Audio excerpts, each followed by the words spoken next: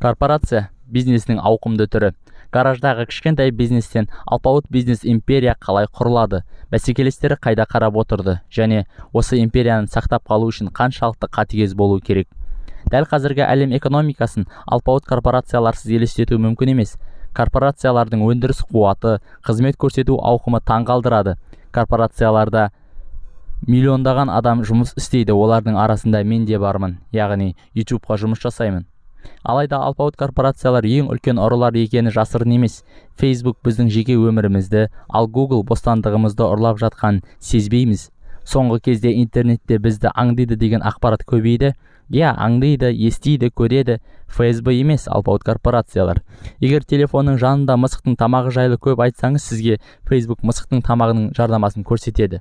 Алайда корпорациялар тек ақпаратты ғана емес, идеяларды да ұрлайды. Бұл жігіттің есімі Кевин Систром. Сіз бұл жігітті танымайтыныңызға 100% сенімдімін.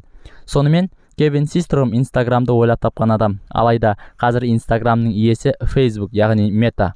Сонда Марк Цукерберг Facebook болашағы бар Инстаграмды жай ғана сатып ала салды ма? Жоқ, әрине, Инстаграм үшін шайқас ұзақ болды. Facebook Инстаны қорқытты, дәл сондай платформа жасап, оны Инстаграмға ұсынды. Талап біреу: Инстаграм сатылады немесе жойылады. Әрине сатылды. Айтпақшы, Snapchatпен де дәл осындай оқиға болған. Snapchat'тың жігіттері өздерінің жобасын қорғап қалды. Мұндай заңды ұрлық технологияларға ғана қатысты емес. Мысалға, Amazon корпорациясында 2 миллион ірі және ұсақ өндірушілер өз өнімдерін сатады. Кәдімгі сауда үйінде жоқ артықшылық Amazonда бар. Яғни Amazon әр заттың бағасын, неден жасалғанын, кім алып жатқанын, тіпті рекламаға қанша қаражат кеткенін де біледі. Яғни 100% тексерілген бизнес-план. Ең өтімдісін өздері жасайды. Тіпті бастапқы өндірушілерді сындырып тастайды. Мысалға, Diapers компаниясы. Diapers, яғни балалардың памперс, яғни сіңіргіш трусиктер. Amazon оның бар құпиясын біліп, тек көшіріп қана қоймай, Diapers компаниясын сындырып тастады. Күшпен емес, әрине.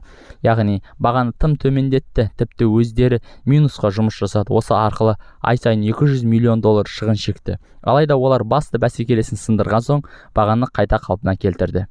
Корпорация үшін бұл түк емес еді. Себебі Amazon біздің қазіргі сүйікті отанымыздан да бай. Apple, Facebook, Google, Amazon олар мемлекет деңгейінен де өсіп барады. Ең қызығы, олардың басшысы президенттің қызы, немесе күйеу баласы, болмаса інісі емес. Шамамен 30 жыл бұрын гаражда бизнес жасап жүрген басы істейтін жігіттер.